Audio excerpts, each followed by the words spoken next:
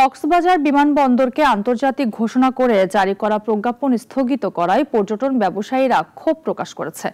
তবে Cox's Bazar chamber of commerce জানিয়েছে, আন্তর্জাতিক ফ্লাইট চালুর আগে অবকাঠামো ও সার্ভিস প্রস্তুত থাকা জরুরি। কক্সবাজার বিমানবন্দরে আন্তর্জাতিক ফ্লাইট উড্ডয়ন কমিটির সভাপতি গ্রুপ ক্যাপ্টেন মোহাম্মদ নুরি আলম জানান, প্রধান উপদেষ্টা ডক্টর মোহাম্মদ ইউনূস মৌখিকভাবে প্রজ্ঞাপন স্থগিতের নির্দেশ দিয়েছেন। শিগগিরই আনুষ্ঠানিক প্রজ্ঞাপন জারি হতে পারে।